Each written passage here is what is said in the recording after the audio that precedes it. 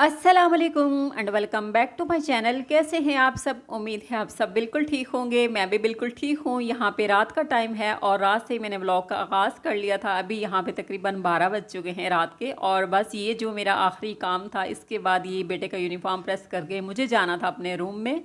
और कल की जो मेरी वीडियो थी ना, उसमें मेरा वॉइस ओवर बहुत ज़्यादा कम था। मेरा जो माइक है पता नहीं उसमें कोई मसला है। इवन कि उसमें एक ऑप्शन आता भी है कि आप वॉइस जो है ज़्यादा भी कर सकते हो, लेकिन उस ऑप्शन की मुझे अभी समझ नहीं है।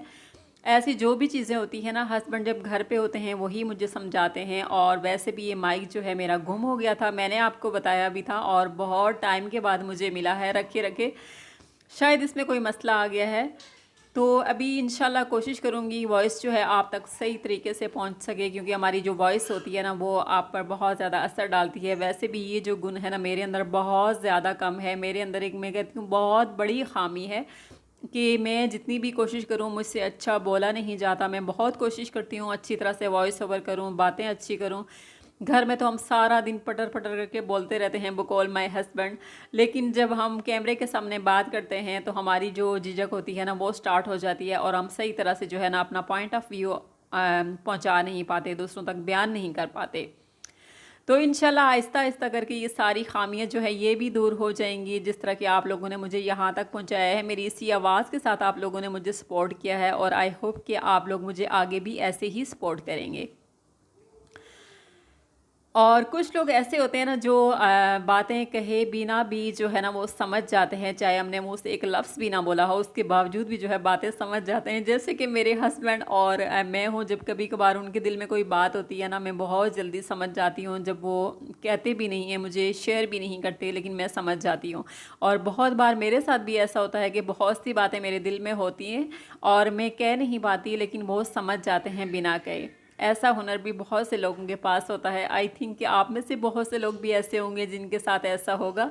तो कमेंट बॉक्स में अपनी राय का इजहार ज़रूर कीजिएगा। यहाँ पे ब्लॉग का आगाज़ सुबह के टाइम से हुआ था और सुबह जब स्टार्ट हुई थी, आज मैं गई थी बेटे को स्कूल छोड़ने। उसकी जो कुछ बुक्स थी ना वो स्कूल में रह गई थी और उसके बदले में उसकी किसी फ्रेंड की बुक्स जो है उसके बैग में आ गई थी। तो मैंने सोचा मैं ख़ुद से जाके वो चेंज करा के वापस कर दूं और बेटे की जो है ना बता दूंगी ये बुक्स जो है वो रह गई हैं।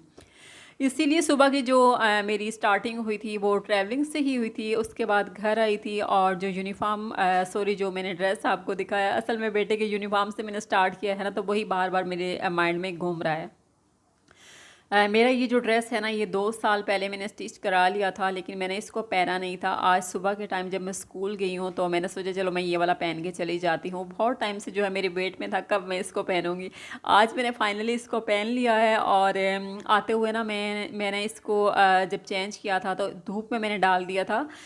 उसके बाद मैंने दोबारा से इसको अलमारी में रख दिया है, क्योंकि जो नए मेरे ड्रेसेस होते हैं ना उनको मैं जब से एक दो बार में उसको यूज़ में ना ले आऊँ, मैं उनको ना इस तरह वॉश नहीं करती बिल्कुल भी। और लॉन के कपड़े तो आप सब जानते हैं बहुत बारीक से होते हैं, बहुत नॉर्मल से होते हैं। 2 साल अगर आपके चल जाएं तो बड़ी बात होती है। और ये जो ड्रेस है ना ये मैंने खाड़ी से लिया था। इसका फैब्रिक भी बहुत ज़्यादा अच्छा है और स्टिच भी बहुत ज़्यादा अच्छा हुआ है। बस मैंने इसको आके रख दिया था और दुपट्टा जो है ना उसको तो बिल्कुल भी मैंने 2 साल से वॉश नहीं किया। 2 साल पुराना दुपट्टा है मेरा। ये किसी और ड्रेस के साथ था, वो ड्रेस मेरा ख़राब हो गया था तो मैंने इसको रख दिया था। इसी तरह ये जो है अभी मेरा इस ड्रेस के साथ जो है वो चल जाएगा। फिर जी बहुत सारे कपड़े इकट्ठे हो चुके थे और आज मैंने घर की क्लीनिंग वगैरह के ना मैंने सोचा था मैं कोई भी काम नहीं करूँगी, आज सिर्फ मुझे कपड़े वॉश करने हैं। बहुत ज़्यादा इकट्ठे हो चुके थे। बस मैंने सुबह सुबह आगे ना सबसे पहले मैंने कपड़े ही वॉश किए थे और इसी तरह जो है सारा दिन बहुत सा टाइम लगा के मैंने कपड़े वॉश किए हैं। बीच में एक दो बार ऐसा भी हुआ कि लाइट भी गई है और फिर वापस आ भी गई थी, इसीलिए मैंने हाथ पे ही वॉश कर लिए थे, क्योंकि वॉशिंग मशीन पे फिर आपको ना बहुत सारा टाइम लग जाता है। आप लाइट का इंतज़ार करते रहो, पता भी नहीं चलता कब आएगी कब जाएगी, इसीलिए मैंने हाथ पे ही वॉश कर लिए थे इनको। और बस जी यहाँ पे फिर शाम का टाइम हो गया था और शाम का क्या रात का खाने का जो टाइम था ना वो स्टार्ट हो चुका था। तो आज मैं बना रही हूँ यहाँ पे मटन पुलाव। मेरे पास मटन रखा हुआ था, मैंने सोचा था कौरमा बना लेती हूँ, लेकिन कपड़े जिस दिन धोने होते हैं ना उस दिन मैं बहुत ज़्यादा थक जाती हूँ। और जब से मेरा 3rd C-सेक्शन हुआ है ना उसके बाद मुझे बैक पेन भी बहुत ज़्यादा होता है। वैसे तो बिल्कुल भी नहीं होता, लेकिन जब इस तरह के कभी मैं बाहरी काम करूँ, जैसे कपड़े वॉश करने हों या घर का कोई इस तरह का काम करूँ, थोड़ा सा वेट वगैरह उठा लूँ, मुझे बैक पेन स्टार्ट हो जाता है। तो इस वजह से जो है ना मैं अभी यही पुलाव बना रही हूँ और बस मुझे यही आसान लग रहा है कि मैं यही बना लेती हूँ। खैर मैंने यहाँ पे गोश्त को बॉईल कर लिया था। बॉईल करके ना अच्छी तरह से इसको मैंने गला लिया था। जब तक अच्छी तरह से गल ना जाए ना तो बिल्कुल भी अच्छा नहीं लगता। मुझे तो आदत हो गई है कि यखनी पी पी के ना, जब मेरी तबीयत ख़राब हुई थी बहुत ज़्यादा मैंने यखनी का इस्तेमाल किया था, तो ऐसे ही बहुत ज़्यादा पकाती थी मैं उसको, गला के फिर मैं खाती थी। तो बस उसके बाद इस तरह की आदत है कि कच्चा गोश्त जो है वो खाया नहीं जाता।